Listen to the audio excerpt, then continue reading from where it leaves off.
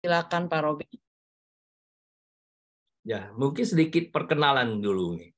Pak Robi adalah pengajar dan pewarta senior di BPK PKK KAJ, dan beliau cukup lama menjadi pengurus, menjadi koordinator untuk BPK PKK dan BPN juga, Badan Pelayanan Nasional Pembaharuan Karismatik Katolik, dan sudah arang malam melintang di dunia perkang awan. Ya, silakan Pak Robi. Selamat pagi Bapak Ibu, saudara yang dikasihi Kristus. Senang sekali hari ini saya diperkenankan untuk bergabung dengan kelompok doa yang luar biasa ini. Bapak Ibu, Ibu Helena meminta saya untuk menjabarkan mengenai doa rosario, sejarah, tujuannya, dan sebagainya. Dan bagaimana kita juga bisa membedakan antara berdoa rosario dengan devosi kepada Bunda Maria. Mari kita coba mengikuti ini dengan seksama. Mungkin kalau dalam penjabaran saya ada hal-hal yang terasa atau terdengar kontroversial, tidak sesuai seperti yang sering didengar, barangkali Ibu Bapak bisa mencatat dan nanti kita bisa bicarakan pada saat tanya jawab nanti. Silakan Pak Popo bisa tolong dipaparkan. Yang slide doa rosario dan devosi ya, Pak? Iya. Oh, bukan yang peristiwa gembiranya, Pak. Yang ini? Ya, oke, Pak.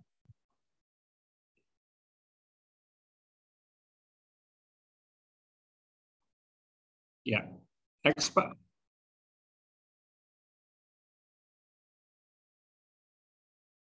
Ya. Oke, Bapak Ibu, Gereja Katolik itu menetapkan bulan Mei itu sebagai devosi kepada Bunda Maria, bulan devosi kepada Bunda Maria. Sedangkan bulan Oktober adalah bulan untuk berdoa rosario. Nah, biasanya banyak orang Katolik yang menganggap sama saja, karena berdoa rosario juga dianggap sebagai devosi, salah satu devosi kepada Bunda Maria. Sehingga dengan demikian banyak sekali orang yang di bulan Mei juga berdoa, berdevosi dengan doa rosario, sedangkan di bulan Oktober ya sama juga dengan berdoa rosario juga. Tapi mari kita lihat bahwa bulan Mei itu ditetapkan sebagai devosi kepada Bunda Maria, sedangkan Oktober berdoa rosario. Kalau gereja memisahkan ini, tentu ada artinya. Nah, mari kita pertama dulu kita bicara dulu mengenai apa sebenarnya devosi itu. Devosi adalah suatu bentuk kegiatan rohani yang bukan liturgi resmi gereja Katolik. Nah, karena bukan liturgi resmi, artinya tata caranya, tata peribadatannya tidak ada hal yang tidak dibakukan, tidak diatur seperti kayak kalau misa misalnya. Jadi ini bukan liturgi resmi gereja Katolik, tetapi merupakan suatu kegiatan rohani untuk membangun iman dengan menghormati dan menghayati sifat-sifat Allah yang tampak pada pribadi orang-orang kudusnya. Nah, sebagai contoh, misalnya devosi kepada orang-orang kudus, kepada Santo Santa. Maka kalau kita mau berdevosi dengan benar, maka kita harus mempelajari dulu kehidupan dari Santo atau Santa itu. Kalau kita sudah mempelajari, kita bisa melihat dari perbuatan perilaku mereka, apa sifat-sifat Allah yang dapat saya tangkap. Nah, itulah yang kita jadikan renungan, itulah yang kita syukuri kepada Tuhan. Nah, kalau devosinya kepada hati kudus Yesus, atau devosi kepada kerahiman Allah, maka kita juga menghayati itu sebagai salah satu sifat Allah yang menunjukkan keilahiannya. Jadi kita belajar, kita mencoba menggali kenapa Yesus disebut sebagai Allah yang Maha Rahim, apa arti kerahiman, dan kemudian kalau untuk hati kudus Yesus, apa arti kekudusan dan sebagainya. Jadi kita mau mempelajari sifat-sifat Allah yang tampak pada pribadi orang-orang kudusnya atau dari pribadi Yesus Kristus. Nah, devosi dapat dilakukan dalam bentuk doa-doa, lagu-lagu pujian, atau kegiatan-kegiatan tertentu. Oke, next.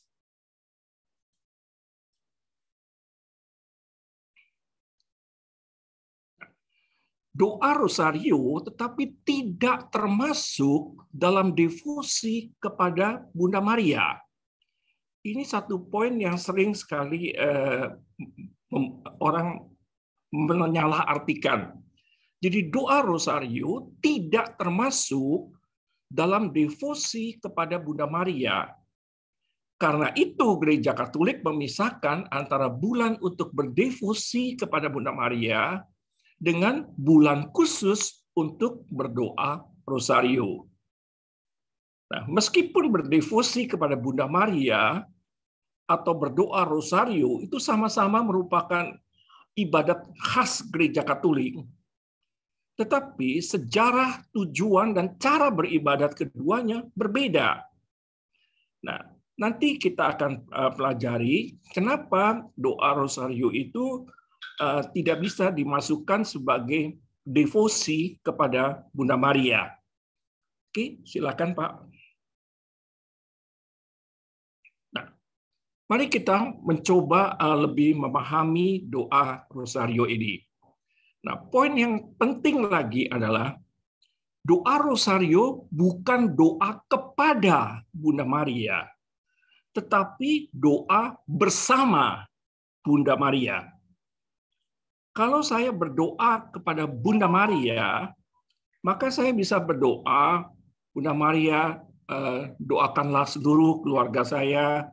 Bunda Maria, berikanlah saya keteladanan, kepekaan untuk menjadi lebih percaya, lebih pasrah kepada Tuhan, seperti teladan Engkau. Nah, ini saya doa kepada Bunda Maria. Tetapi kalau saya berdoa bersama Bunda Maria, doa yang kita sampaikan tertuju kepada Tuhan. Bunda Maria bersama-sama dengan kita, seperti kalau kita doa bersama dengan teman-teman, dan doa-doa kita ini ditujukan kepada Allah. Jadi doa rosario bukan doa kepada Bunda Maria, tetapi doa bersama Bunda Maria. Yang lebih sering juga membingungkan, orang malah menggunakan doa kepada Bunda Maria untuk memohon sesuatu dari Bunda Maria untuk dikabulkan. Katakanlah, Bunda Maria, berikanlah kami damai. Bunda Maria, tolonglah anak saya. Bunda Maria, berikanlah saya rezeki yang baik misalnya. Itu doa seperti itu tidak tepat, tidak sesuai dengan iman Katolik. Kita bisa melihat di dalam litani, sebagai contoh saja. Kalau litani itu ditujukan kepada Tuhan, litani hati kudus Yesus misalnya, kita kan berdoanya setiap kali kita jawabnya dengan kabulkanlah doa kami atau kasihanilah kami ya Tuhan. Tetapi kalau litani itu ditujukan kepada Bunda Maria, litani Bunda Maria, atau litani kepada Santo Yusuf, litani kepada orang-orang kudus, kita tidak mengatakan kabulkanlah doa kami, tetapi kita mengatakan doakanlah kami.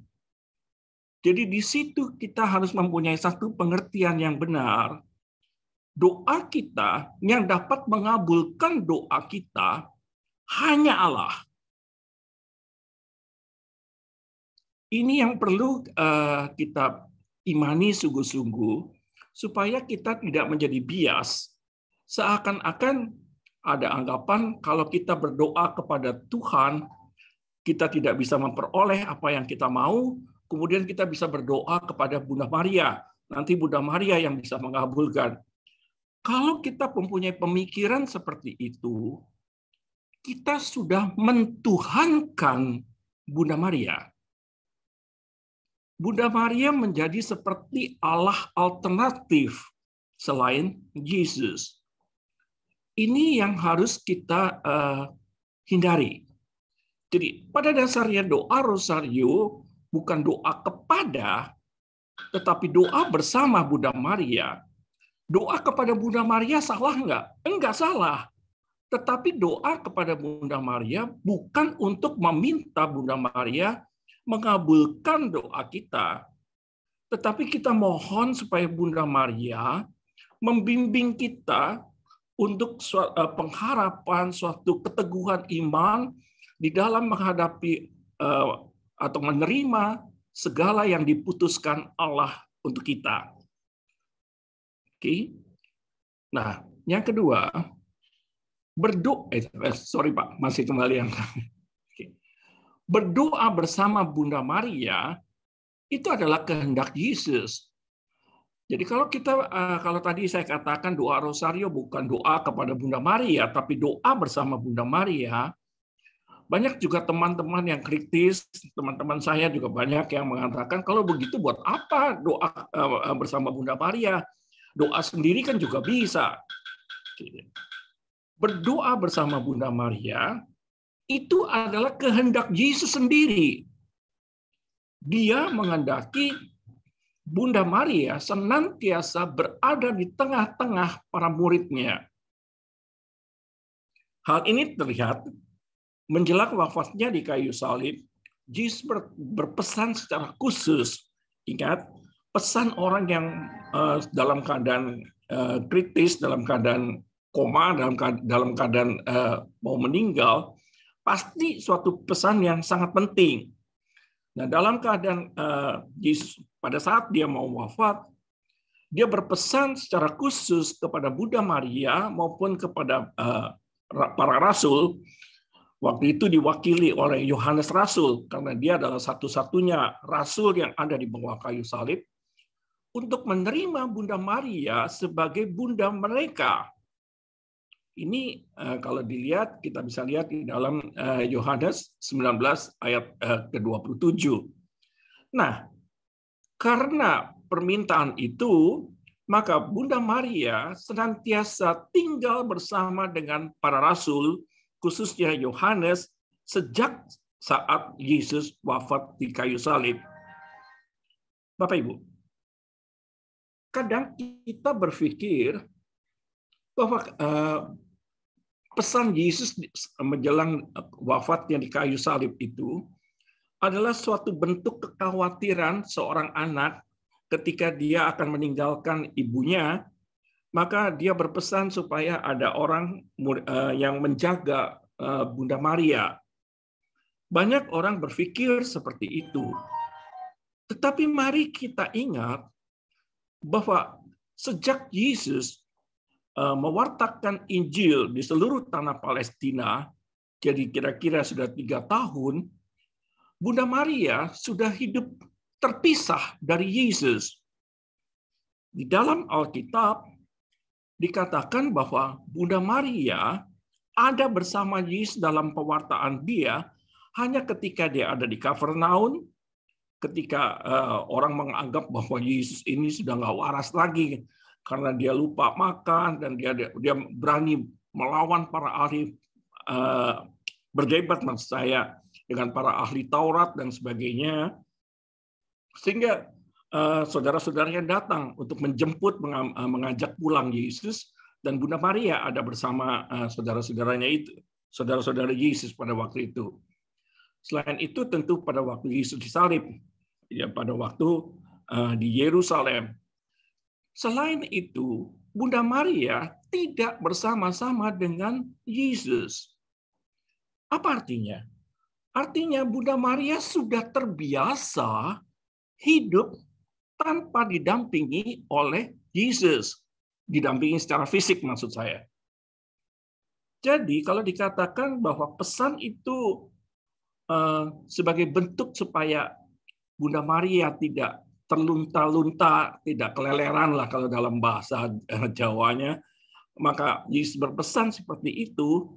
Nah, pesan ini diartikan kurang tepat. Oke? Jadi memang Yesus menghendaki para Bunda Maria tinggal atau berada di tengah para rasulnya. Kenapa?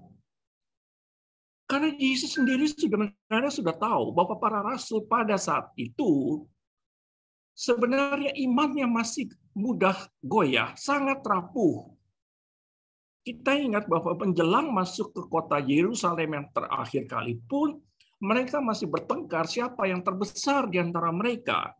Masih berebut kekuasaan, masih bermimpi kekuasaan. Nah, ketika Yesus wafat, mereka goncang, sangat-sangat goncang. Dari segi seakan-akan cita-cita mereka hilang, mereka kehilangan orang yang mereka sangat hormati, mereka kasihi, harapan mereka. Jadi mereka sangat-sangat goncang.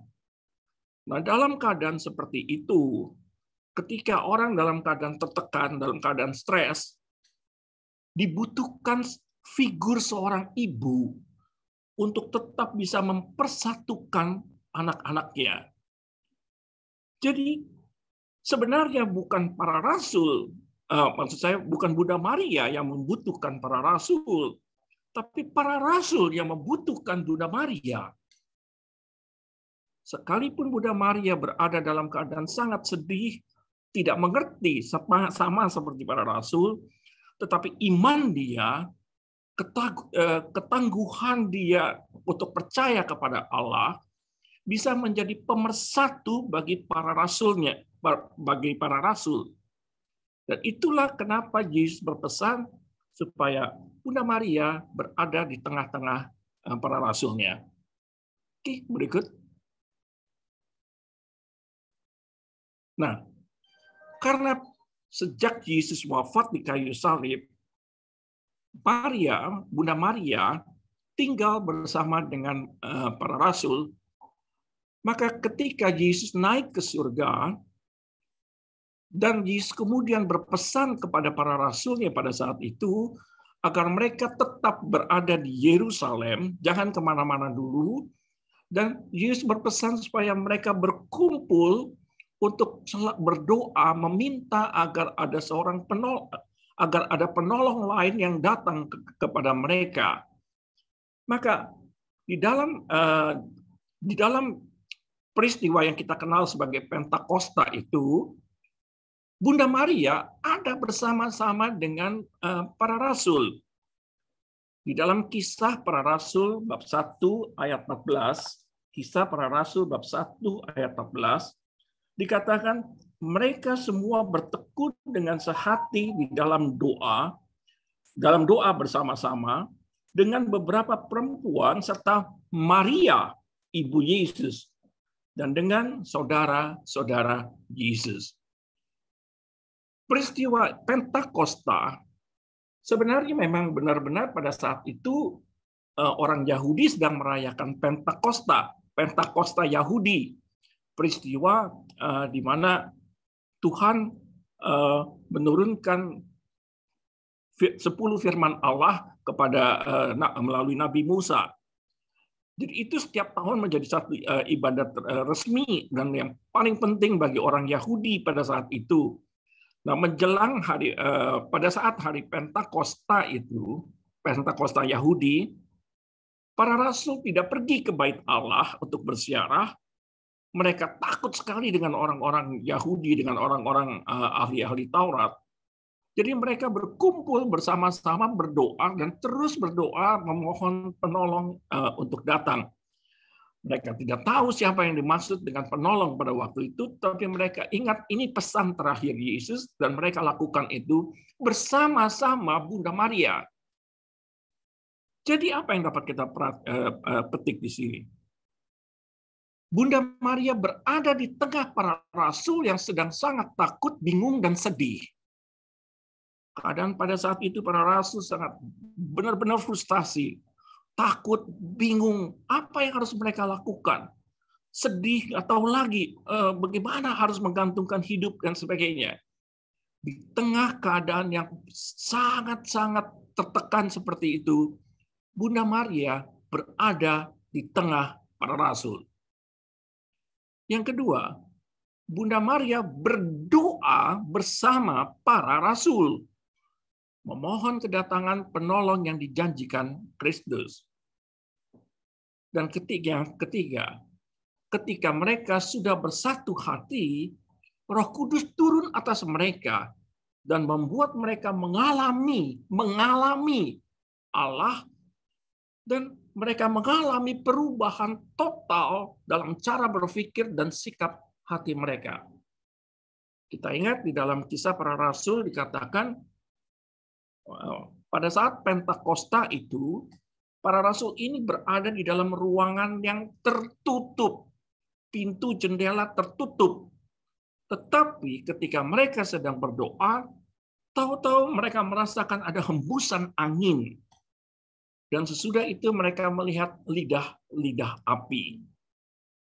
Apa yang terjadi? Sesudah itu mereka berdoa dalam sekarang ini kita katakan mereka berdoa di dalam bahasa roh.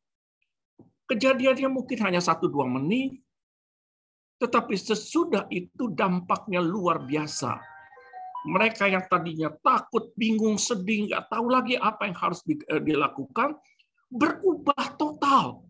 Mereka berani keluar, berani masuk ke bait Allah untuk bersaksi bahwa Yesus itu adalah Mesias, dan merekalah para ahli-ahli Taurat itulah yang bertanggung jawab atas kematian Yesus. Berubah total setelah Roh Kudus turun atas mereka. Suatu kejadian yang hanya berlangsung beberapa menit, tetapi perubahan yang terjadi, perubahan total yang luar biasa. Oke, berikut. Nah, itu kejadian pada waktu Pentakosta. Nah, sekarang kita melihat ada kejadian lain yang dialami oleh umat jemaat-jemaat Kristus. Nah, pada saat Perang Salib pada tahun 1571, kerajaan Muslim Ottoman Turki yang saat itu sangat kuat bersiap menyerang daratan Eropa untuk menjadikan Eropa menjadi benua Muslim. Nah, rakyat Eropa yang Kristiani, pada saat itu Kristiani, sekarang tanda tanya besar apakah benua Eropa benua Kristiani. Rakyat Eropa yang pada waktu itu Kristiani menjadi sangat cemas dan khawatir. Nah, keadaan rakyat Eropa pada saat itu persis sama dengan keadaan para rasul menjelang Pentakosta. Para rasul pada waktu Pentakosta takut dibunuh oleh orang ahli-ahli Taurat, orang-orang yang ahli Taurat. Mereka nggak tahu apa yang harus mereka lakukan. Mereka nggak mengerti bagaimana masa depan mereka. Nah, ini yang dialami juga ketika orang-orang Eropa pada saat itu melihat ancaman yang luar biasa dari kerajaan Ottoman. Mereka takut sekali dibunuh oleh tentara-tentara dari Ottoman. Mereka nggak tahu bagaimana masa depan mereka kalau sampai kerajaan Ottoman ini berkuasa di Eropa. Mereka juga bingung apa yang harus mereka lakukan karena kekuatan mereka, persenjataan mereka, jumlah tentara mereka tidak memadai untuk melawan kerajaan Ottoman pada saat itu. Nah, jadi situasinya sangat mirip. Dalam situasi yang mencekam itu, Paus saat itu, Paus Pius kelima, mengajak semua umat Kristiani berdoa bersama Bunda Maria dengan berdoa rosario. Kenapa Paus Pius mengajak kita berdoa rosario bersama Bunda Maria? Sama dengan karena terilhami kejadian pada saat Pentakosta. Ketika para rasul berada dalam ketakutan, dan mereka terus berdoa memohon penolong dari Tuhan dengan berdoa bersama Bunda Maria. Oke, berikut. 7 Oktober 1571 terjadi peperangan di Lepanto, Teluk Korintus, yang merupakan benteng terpenting, sebenarnya juga merupakan seperti benteng terakhir pasukan Kristiani. Nah, sepanjang hari itu, Paus bersama banyak umat berdoa rosario di Basilika Santa Maria Maggiore untuk mendukung tentara Kristiani yang sedang berperang. Terjadilah mujizat, karena tentara Kristiani yang jumlah dan peralatan perangnya lebih sedikit dan lebih sederhana, ternyata dapat menghancurkan tentara Turki karena sebelumnya terjadi badai besar di Teluk Lepanto itu, Bapak Ibu. Jadi ketika untuk mencapai Eropa, daratan Eropa dari Turki, mereka harus menggunakan perahu-perahu, menggunakan kapal-kapal besar. Nah, tanpa diduga bahwa pada saat mereka mau menyerang daratan Eropa, terjadi badai besar di laut itu, dan ini menyebabkan cukup banyak kapal dari tentara dari armada Ottoman yang tenggelam. Mereka yang berhasil mendarat di daratan Eropa, mereka juga sudah cukup lelah karena mereka ketika digoncang-goncang dengan badai, tentu badan kita letih, sehingga mereka tidak 100% kekuatannya, sehingga itulah yang dapat membuat mereka mengalami kekalahan yang sangat drastis. Nah, kekalahan Turki itu begitu dahsyat sehingga sejak saat itu mereka tidak pernah berani untuk menyerang Eropa lagi. Kita ingat bahwa ketika Pentakosta, kedatangan Roh Kudus ditandai dengan bertiupnya angin. Padahal ruangan tempat mereka berada dalam keadaan tertutup rapat. Tetapi angin yang di dalamnya ada Roh Kudus berhembus dan terjadi suatu perubahan. Demikian juga yang terjadi ketika Tuhan menyelamatkan umatnya melalui badai besar, melalui angin yang bertiup dengan dahsyat. Oke, berikut. Nah, Paus dan umat kemudian mengimani bahwa mujizat itu terjadi karena Roh Allah bekerja menolong mereka sebagai jawaban atas doa mereka bersama Bunda Maria. Seperti yang dilakukan para rasul saat Pentakosta di ruang atas.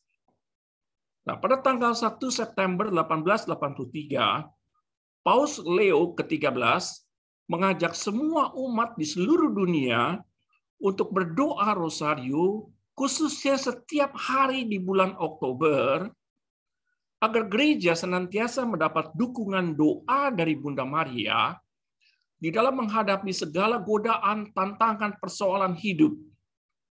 Karena ada kuasa yang dahsyat saat kita berdoa bersama Bunda Maria. Ada kuasa Allah yang dahsyat yang bekerja pada saat kita berdoa bersama Bunda Maria. Kuasa itu bukan dari Bunda Maria. Kuasa itu berasal dari Allah. Tetapi kuasa itu mengalir dan dapat kita resapi, kita alami di dalam kebersamaan dengan Bunda Maria. Oke, berikut. Nah, mari sekarang kita melihat asal-usul dan bentuk dari doa rosario. Asal-usulnya begini. Pada abad pertama, para biarawan, biarawati, para pertapa biasa membaca 150 bab Mazmur setiap hari. Kalau Bapak Ibu lihat di Alkitab, Mazmur itu memang terdiri dari 150 bab. Mereka mendoakan itu pagi, siang, dan malam. Karena itu, 150 bab Mazmur dibagi menjadi 3 bagian.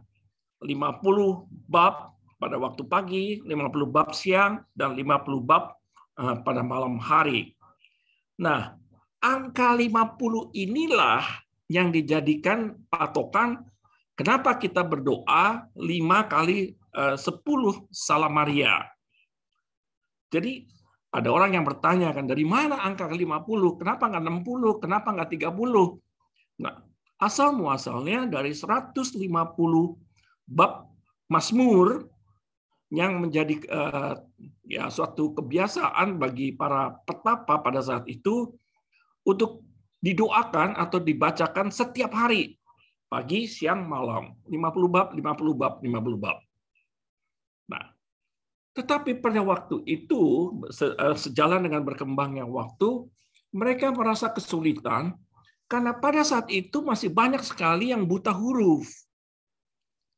Jadi, biasanya Mazmur itu dibacakan oleh 1-2 orang, yang lain mendengarkan.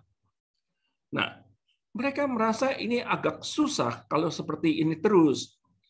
Jadi kemudian ada suatu perubahan, mereka mengganti Mazmur dengan berdoa Bapa Kami.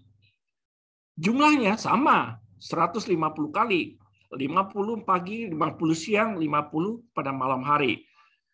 Nah, kemudian setelah devosi kepada Bunda Maria semakin berkembang, dirubah lagi. Mereka tidak berdoa Bapa Kami 150 kali, tapi mereka berdoa doa Salam Maria, tetapi tetap mendoakan doa Bapa Kami sebelum masuk ke dalam kesepuluhan Salam Maria. Nah, untuk menghitung jumlah doa itu digunakan butir-butir seperti saat ini. Jadi gunanya butir-butir pada doa pada rosario adalah untuk menghitung. Kalau mereka dulunya 150 kali doa Salam Maria, nah supaya nggak salah ya mereka pakai butir-butir seperti saat itu. Oke, berikut. Nah, tradisi mengatakan bahwa Santo Dominikus pada tahun yang hidup tahun 1221, beliau adalah pendiri Ordo Dominikan, adalah santo yang menyebarkan doa rosario di dalam bentuknya seperti sekarang ini. Tujuannya apa? Tujuannya merenungkan seluruh misteri kehidupan Kristus, Putra Allah yang menjadi manusia. Bapak Ibu tolong perhatikan ini. Tujuan berdoa rosario dari awalnya adalah merenungkan seluruh misteri kehidupan Kristus. Allah yang Maha Kuasa, Allah yang menciptakan langit, bumi, alam semesta, mau menjadi manusia yang dibatasi oleh waktu, dibatasi oleh kemampuan, banyak berbuat dosa. Bayangkan, seorang yang Allah yang begitu berkuasa mau rela menjadi manusia. Sebagai gambaran saja supaya lebih mudah melihat betapa dalamnya misteri kasih ini, mungkin kita bisa bayangkan begini. Ini tidak perbandingan yang tidak apple to apple, tapi barangkali bisa memberi satu gambaran saja. Banyak orang yang sayang dengan anjing. Bahkan saya mendengar banyak juga orang yang menyebut anjingnya dengan sebutan mami. Jadi kalau ibu-ibu nih bahasain dirinya kepada anjingnya itu dengan sebutan mami. Anjing itu juga dipakein baju, dipakein sepatu, diajak jalan-jalan. Ya, tidur juga mungkin satu kamar, bahkan kadang-kadang katanya diizinkan juga untuk tidur di ranjang. Jadi sudah dianggap seperti anak, seperti manusia, karena cintanya. Tetapi meskipun sangat sayang sama anjing, saya kira tidak ada seorang ibu pun yang kepengen menjadi anjing. Dia mencintai anjing, tetapi tentu dia tidak ingin menjadi anjing. Allah mencintai kita dan rela menjadi manusia. Harkat martabatnya sungguh-sungguh menjadi lebih direndahkan dari seorang Allah menjadi manusia. Dan misteri inilah yang mau direnungkan secara mendalam, dan karena itulah Santo Dominikus mengajak berdoa rosario, merenungkan misteri kehidupan Kristus. Saya mau garis bawahi lagi, jadi doa rosario ini bukan untuk mengenang keteladanan Bunda Maria, tetapi yang mau direnungkan seluruh misteri kehidupan Kristus. Rosario berasal dari Rosario berasal dari kata rosarium, artinya taman bunga, rose garden. Apa artinya? Buat orang Eropa, rose garden adalah suatu ungkapan, suatu istilah, gambaran sesuatu yang sangat indah. Bagi Bapak Ibu yang mungkin sudah mencintai musik tahun 50-an, tahun 60-an, tentu ingat ada lagu Rose Garden, I beg your pardon, I don't promise you a rose garden, gitu loh. Jadi Rose Garden ini gambaran suatu ungkapan sesuatu yang sangat indah. Nah, hal ini mau dikatakan bahwa doa rosario adalah sesuatu doa yang sangat indah karena mengenang seluruh misteri penyelamatan Kristus. Suatu karya yang bukan hanya sangat-sangat indah, tetapi juga sangat agung bagi kita semua. Oke, berikut, Bang. Nah, beberapa hal yang perlu kita perhatikan dalam hal ini. Doa rosario itu adalah doa kontemplasi, doa meditasi, atau suatu bentuk permenungan. Ada doa kontemplasi lain yang doa Yesus misalnya. Orang merenungkan misteri kehidupan Kristus, merenungkan Injil dengan menyebut Yesus, Yesus, Yesus berulang-ulang kali. Ini juga suatu bentuk doa kontemplasi. Juga ada juga doa kontemplasi dengan diam, membiarkan diri kita untuk masuk di dalam hadirat Allah. Jadi pada dasarnya doa rosario itu adalah doa kontemplasi. Jadi di dalam mendaraskan doa rosario, kita merenungkan misteri kehidupan Kristus. Jadi bukan meresapi kata demi kata yang ada di dalam doa Salam Maria. Bapak Ibu, ada beberapa orang yang kritis, dia mengatakan, terutama teman-teman dari denominasi yang lain, dia mengambil dari Matius 6 ayat 7 di mana Yesus mengatakan dalam doa jangan bertele-tele. Nah, teman ini mengatakan kalian berdoa Salam Maria saja sampai diulang kali sampai 53 kali. Itu kan bertele-tele. Nah, Bapak Ibu, kalau kita mengartikan doanya dalam arti mengartikan kata demi kata, memang ini menjadi suatu doa yang bertele-tele. Ngapain kita terus mengucapkan kata-kata yang sama? Tetapi harus diingat bahwa doa rosario ini bukan doa seperti itu, tetapi adalah doa kontemplasi, doa yang mengantar kita di dalam merenung. Nah, yang kedua, doa rosario adalah kristosentris, bukan Maria sentris. Jadi doa rosario bukan merenungkan peran dan keteladanan Bunda Maria. Karena itulah doa rosario bukan sarana untuk berdevosi kepada Bunda Maria. Tetapi ini adalah sarana untuk berdoa bersama dengan Bunda Maria. Jadi doa rosario bukan merenungkan peran dan keteladanan Bunda Maria. Bukan sarana untuk berdevosi kepada Bunda Maria. Nah, ini ada juga teman yang kemudian bertanya dengan kritis. Oh, kalau begitu, kalau bulan Mei doa bulan berdevosi, salah dong. Nggak boleh dong kita berdoa rosario. Bapak Ibu, kapanpun kita mau berdoa, pasti tidak salah.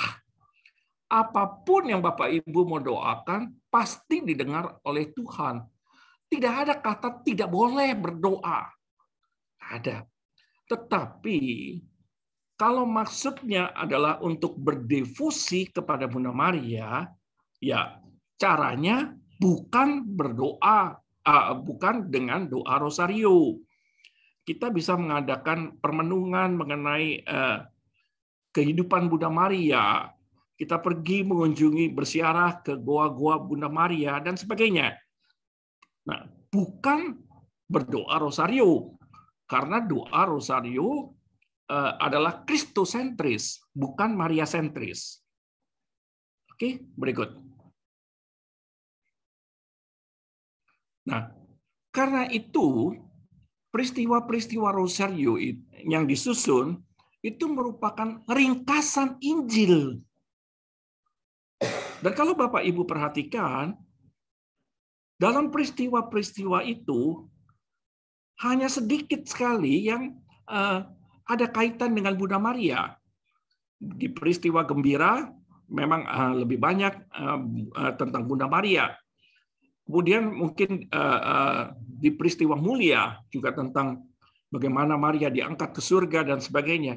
Tetapi sebagian besar sekali dari doa rosario tidak berkaitan dengan Bunda Maria. Ini yang menunjukkan doa rosario adalah kristosentris, bukan mariosentris. Dengan merenungkan peristiwa-peristiwa yang ada di dalam doa rosario, sebenarnya kita merenungkan keseluruhan Injil. Jadi untuk itulah kemudian Yohanes Paulus menambahkan satu peristiwa lagi, yaitu peristiwa terang pada tahun 2002. Jadi gimana sih gambarannya? Peristiwa gembira, kita merenungkan seputar kelahiran Yesus Kristus sebagai juru selamat hidup kita. Peristiwa terang yang diperkenalkan oleh Yohanes Paulus kedua, Santo sekarang, adalah seputar karya-karya penginjilan Kristus. Sepanjang 3 tahun, selama 3 tahun di Palestina, karya-karya penginjilan itu kita dikenangkan. Yang ketiga, peristiwa sedih, pengorbanan Kristus untuk menebus dosa manusia. Dan peristiwa mulia peristiwa yang keempat, seputar kebangkitan Kristus sampai dengan kedatangan Roh Kudus, Pentakosta. Jadi, kalau orang mengatakan berdoa rosario, sebenarnya adalah bentuk lain dari membaca atau merenungkan Alkitab, khususnya adalah merenungkan Injil. Oke, berikut.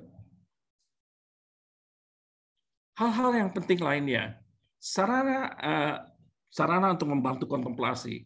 Nah, karena tadi dikatakan doa rosario adalah doa kontemplasi, doa untuk merenungkan, sangat disarankan untuk membuat persiapan-persiapan awal yang dapat membantu kita untuk merenungkan Injil. Misalnya, siapkan dulu perikop atau ayat Alkitab yang mau direnungkan, termasuk renungan atau ilustrasi yang dapat membantu. Misalnya ada salib, lilin, gambar-gambar, dan sebagainya. Kemudian dalam hal ini perlu diperhatikan. Di beberapa tempat saya pernah mengalami ketika berdoa rosario, salib dipindah ke pinggir, sedangkan yang di tengah meja, di tengah altar atau meja itu patung Bunda Maria. Ini keliru. Karena rosario tetap kristosentris, bukan mariosentris. Jadi jangan kemudian kalau doa rosario, sekarang kita patung Bunda Maria yang di tengah, salibnya di pinggir. Oh tidak. Jadi ini yang perlu juga dimengerti. Berikut. Rosario ini adalah sarana untuk berdoa. Jadi jangan terperangkap menjadikan rosario sebagai jimat. Bahwa kalau saya bawa rosario, maka saya akan terhindar dari setan-setan. Saya akan terhindar dari kecelakaan. Bahwa saya akan selamatlah dan sebagainya. Itu kalau kita menganggap rosario itu sebagai pelindung dari diri kita, itu jimat. Sekalipun bentuknya adalah benda kudus. Memang ada orang yang bercerita, sharing, bahwa dia diselamatkan karena membawa rosario. Sebenarnya yang harus kita ingat, kita imani, yang menyelamatkan itu bukan membawa rosarionya, tetapi karena ada kuasa yang ada, bukan karena kuasa yang ada pada rosario sebagai salah satu benda rohani, tetapi kuasa doa. Bukan berpikir rosario itu yang menyelamatkan, tetapi kuasa doa yang menyelamatkan. Nah, kalau orang mengatakan dia mengalami sendiri, oke. Pengalaman itu adalah pengalaman pribadi. Nah, pengalaman pribadi seseorang tidak bisa dijadikan patokan bahwa ini akan dialami juga oleh semua orang. Kalau saya merasa makan bakmi di suatu tempat, wah enak banget. Nggak berarti bahwa semua orang pasti akan merasakan bakmi di situ paling enak. Ini pengalaman pribadi. Jadi inilah kita harus bedakan. Saya mengalami secara pribadi, tetapi bukan berarti bahwa ini juga akan dialami oleh semua orang yang beriman. Oke, berikut. Nah, manfaat berdoa rosario. Dengan merenungkan misteri penyelamatan Kristus, kita semakin dapat menghayati ajaran-ajarannya. Kita terus ingat apa yang diajarkan oleh Yesus, misteri kehidupan Yesus. Dan dengan demikian kita akan semakin percaya kepada kasih-Nya. Dan kalau kita percaya kepada kasih dan kuasa-Nya, kita semakin mampu berpasrah diri kepada rancangan-Nya. Jadilah kehendak-Mu Tuhan. Aku ini hamba Tuhan, terjadilah menurut perkataan-Mu, dari Bunda Maria. Doa Bapa kami, jadilah kehendak-Mu, bukan jadilah kehendak-Ku. Jadi kekuatan doa rosario bukan karena berapa kali kita harus mendoakan itu dalam kurun waktu tertentu, berapa putaran yang harus dilakukan. Berdoa rosario, berdoa bersama dengan Bunda Maria, bersikap seperti Bunda Maria, penuh iman dan kepasrahan kepada rencana Tuhan. Semakin kita dapat pasrah kepada rencana Tuhan, hidup kita semakin damai. Amin. Bapak Ibu, ini yang dapat saya sampaikan mengenai doa rosario. Waktunya sudah habis, malah sudah lewat 1 menit. Saya minta maaf, saya nggak bisa memberi contoh salah satu bentuk doa renungan. Bagaimana merenungkan peristiwa rosario. Saya kembalikan ke Bu Helena. Benar-benar ini sangat menginspirasikan kami semua dan juga memberikan juga kita doa rosario itu sebenarnya untuk apa. Dan tujuannya sekarang menjadi lebih jelas waktu kita mendoakan rosario. Saya benar-benar takut waktu kita setiap kali membawakan doa rosario itu menjadi suatu kebiasaan yang tetapi benar-benar bukannya, dan juga ada nantinya kesalahpahaman juga. Itu yang saya takutin. Maka itu saya sebenarnya sangat berterima kasih dengan penjelasan Pak Robi ini, dan juga saya akan buka sekarang untuk tanya jawab. Jadi Bapak Ibu silakan bagi yang mau bertanya. Pak Robi, kalau Pak Robi membawakan satu renungan dalam satu peristiwa perlu berapa menit? Mungkin sekitar 40 menit, Pak. Waduh, perlu 1 jam lagi ya. Itu ikuti dengan doa rosarionya atau? Oh iya, Pak. Iya. Jadi artinya kita praktek gitu loh. Kalau mau sekedar contoh-contohnya ya mungkin 5 menit, 10 menit juga selesai. Rosario berikut renungan setiap peristiwanya ini. Satu peristiwa, setiap sub peristiwanya itu kita diisi dengan renungan. Betul gitu. Betul, Pak. Jadi ya Bu Helena bisa atur untuk pertemuan berikutnya atau carikan waktu, kita carikan hari yang pas untuk biar Pak Robi bisa membawakan kita berdoa rosario dengan diisi renungan setiap sub peristiwanya. Begitu ya, Pak? Ya kalau berkenan ya silakan aja. Tinggal cocokin waktu aja. Jadi maksudnya seperti ini, Pak. Kalau misalnya peristiwa gembira, Maria diberi kabar oleh malaikat Tuhan. Kita bisa mencari dasar Alkitabnya apa. Dari Lukas berapa. Nah, kita baca kutipan Injilnya itu. Dari kutipan Injil itu kita bisa melihat apa sebenarnya yang bisa saya tangkap, pesan Tuhan apa yang dapat saya tangkap. Nah, beberapa poin biasanya di dalam satu perikop tentu ada beberapa poin. Tetapi karena kita kan waktunya 10 Salam Maria itu, ya tidak bisa semua. Katakanlah satu perikop itu kita ketemu 3 atau 3 hal. Yang mungkin kita ambil saja 1 atau 2 hal saja di dalam perikop itu, kita renungkan itu. Dan setelah kita merenungkan, apa sih sebenarnya yang mau disampaikan? Nah, karena kita harus ngerti loh bahwa Injil itu bukan sejarah, bukan pelajaran sejarah. Jadi sesuatu yang terjadi pada waktu itu yang bisa berguna bagi kita saat ini. Jadi setelah kita ambil 1-2 poin, kita mulai merenung.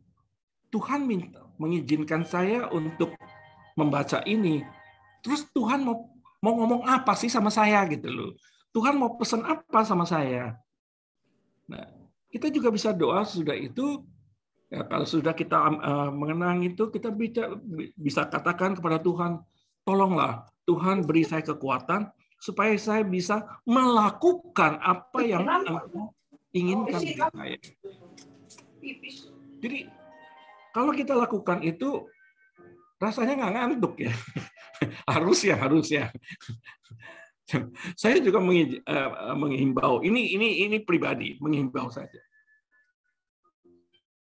Di beberapa tempat sebelum masuk 10-an Salam Maria, orang mengajukan permohonan. Ya untuk siapa, yang kesembuhan siapa. Menurut saya, kalau kita menyampaikan wujud sebelum ke-10-an itu malah mengganggu renungan kita.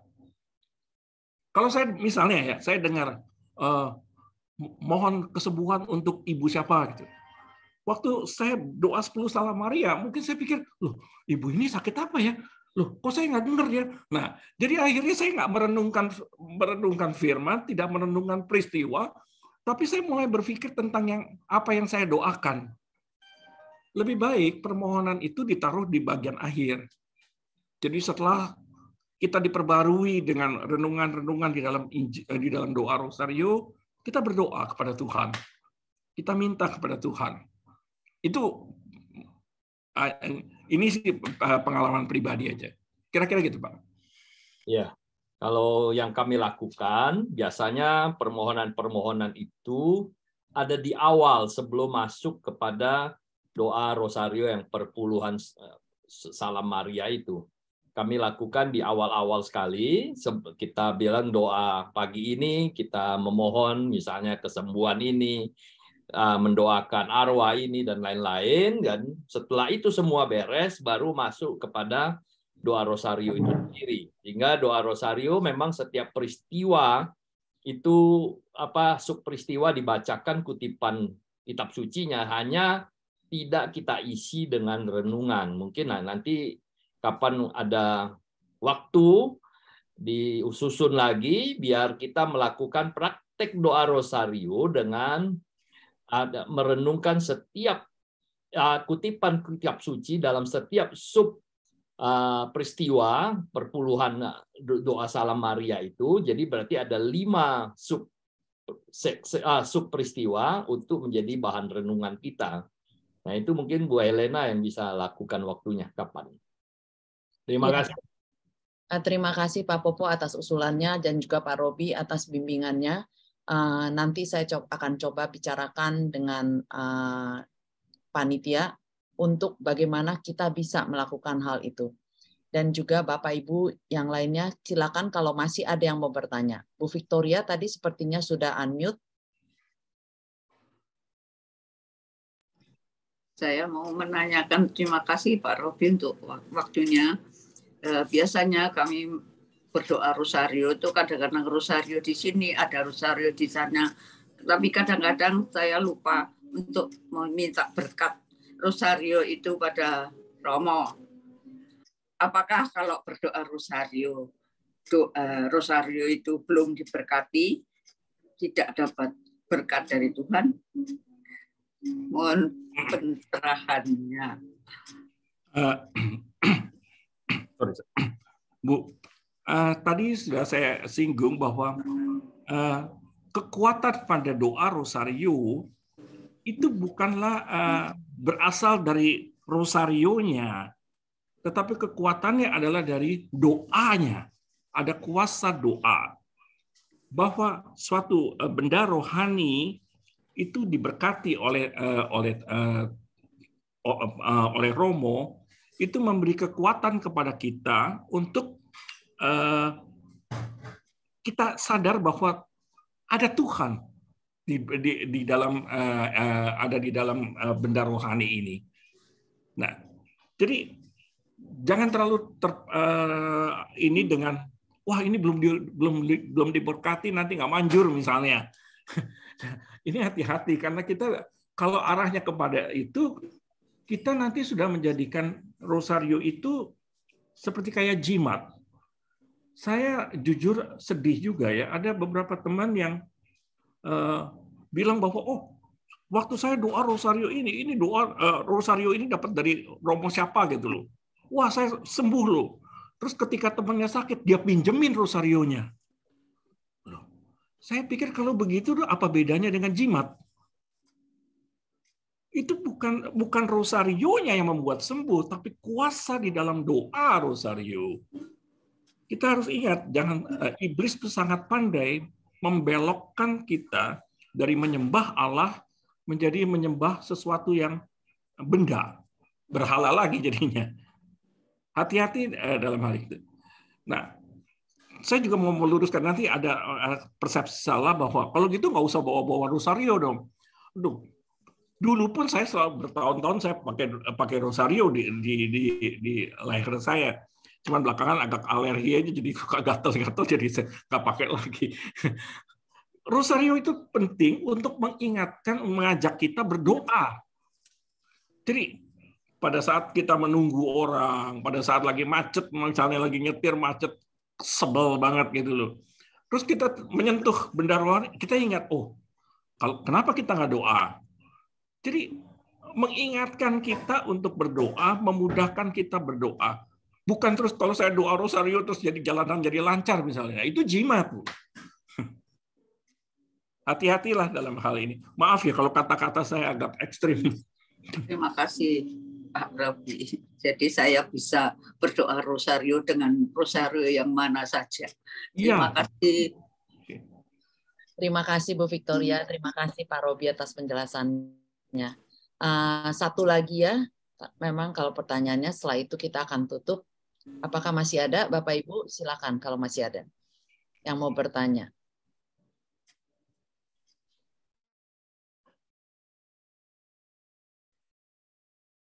Oh, Bu Evelyn. Silakan Bu Evelyn. Saya di dalam suatu retret pernah mendengar dan belum melakukan, tapi saya membingungkan juga bahwa rosario, benda-benda apapun yang tidak kita pakai harus dikubur. Tidak boleh dibuang begitu saja. Apakah itu dibenarkan, Pak? Sampai sekarang saya belum melakukan, itu yang rusak-rusak masih cemantel di sini. Saya takut salah begitu. Terima kasih. Terima kasih, Bu. Pertanyaannya baik, Bu. Masalahnya begini, kalau rosario itu sudah diberkati, maka kita yakin bahwa ada penyertaan Tuhan di dalam benda rohani itu. Nah, jadi dia bukan bendanya saja, tapi ada berkat Tuhan, ada penyertaan Tuhan pada benda rohani itu. Nah, karena itu jangan dibuang tempat sampah misalnya.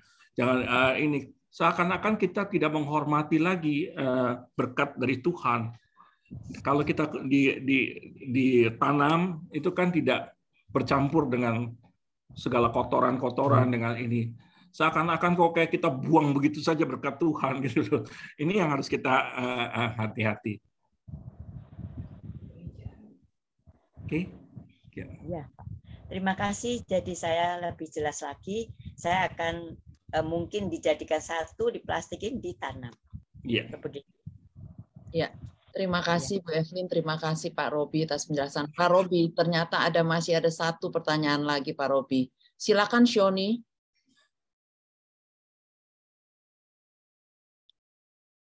Pagi Pak Robi. Pak, aku mau tanya, yang bulan Mei itu kan kita doa rosario sama bedanya apa yang sama yang Oktober ya? Apa pertanyaan? Enggak begitu jelas, Bu. Pelan-pelan Shoni. Bulan Mei kan kita doa rosario. Sama bulan Oktober itu bedanya apa ya, Pak? Oke. Bulan Mei itu bulan devosi kepada Bunda Maria. Jadi bukan bulan berdoa rosario. Sedangkan bulan Oktober itu adalah bulan berdoa rosario. Nah, tadi kalau bulan Mei itu devosi kepada Bunda Maria ya? Iya. Boleh minta waktu 2 menit, saya coba menjelaskan secara singkat saja kenapa bulan Mei dijadikan bulan devosi. Silakan Pak Robi, silakan. Ya. Di benua yang mengalami 4 musim, itu bulan Mei itu adalah biasanya bulan mulai masuk musim semi. Jadi tadinya musim dingin, semua kehidupan seakan-akan mati, pohon-pohon mati semua. Nah, pada bulan Mei ketika mulai musim semi, kehidupan itu mulai nyata, mulai bangkit lagi seperti tanaman-tanaman mulai menghijau dan sebagainya.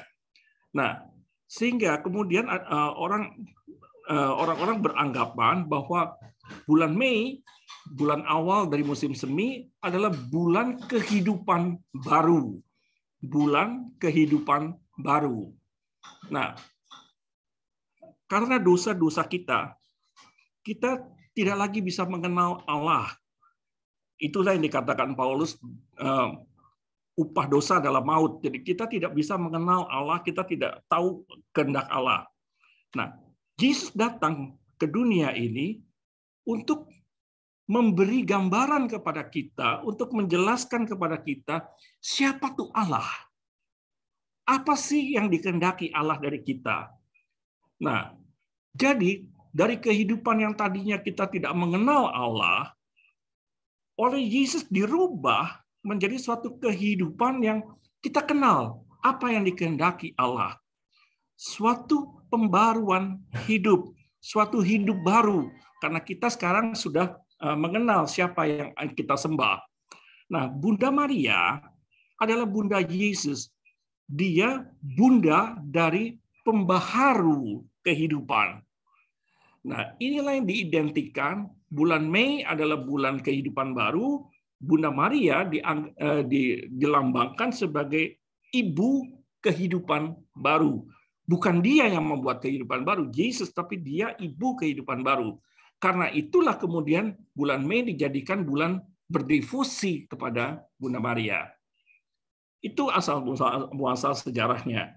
Kalau Oktober tadi kita akan sudah mendengar bagaimana riwayatnya adalah bagaimana Paus pada saat itu melihat keadaan benua Eropa yang dalam keadaan sangat terdesak dengan ancaman serangan dari kerajaan Ottoman, kemudian diajak berdoa bersama dengan mengingat peristiwa Pentakosta. Jadi sejarahnya berbeda, tujuannya juga berbeda. Kira-kira gitu. Terima kasih Pak Robi atas penjelasannya. Shoni sudah jelas ya Shoni ya? Iya, Herman. Thank you. Ya, sama-sama. Selamat pagi Pak Robi. Saya mau menginformasikan tentang barang-barang rohani yang sudah tidak terpakai. Itu biasanya dibuang di tempat sanktuarium, bukannya ditanam. Kalau ditanam kan itu biasanya cuman sendiri aja kan. Kalau ada tempatnya yang pembuangan itu, namanya sanktuarium. Biasanya tiap paroki punya. Biasanya saya ada di sekolah punya. Jadi kalau misalnya di tempat sana belum punya, boleh kasih saya dibuang sana. Di tempat rosario ya, gitu. Atau barang-barang rohani lainnya. Betul nggak Pak? Betul, Bu. Bu Meiti, Ya. ya. Ini dari Bu Meiti, Pak Robi. Oh, betul, karena tapi kan nggak semua orang mudah untuk mencapai tempat di mana ada sanktuarium itu. Jadi ya minimal. Mestinya sih biasanya tempat di paroki-paroki ada Pak. Biasanya. Ada nggak tuh Pak? Biasanya Bu, Yang tidak saya tahu semua. begitu. Tidak Ya semua. nggak tahu. Kalau yang lain nggak ada, belum ada. Mungkin belum ada tempatnya. Bisa juga. Tapi kalau yang sudah ada tempatnya, disediakan khusus untuk barang-barang rohani yang dibuang ke dalam sanktuarium. Ya, terima kasih Bu Meiti. Terima kasih Pak Robi atas waktunya. Dan mungkin saya akan bicara lagi dengan Pak Robi bagaimana Pak Robi nanti kita akan undang kembali Pak Robi dengan waktu yang sesuai dengan Pak Robi. Mari kita tutup pertemuan kita pada hari ini. Saya ucapkan banyak terima kasih sekali dengan Pak Robi.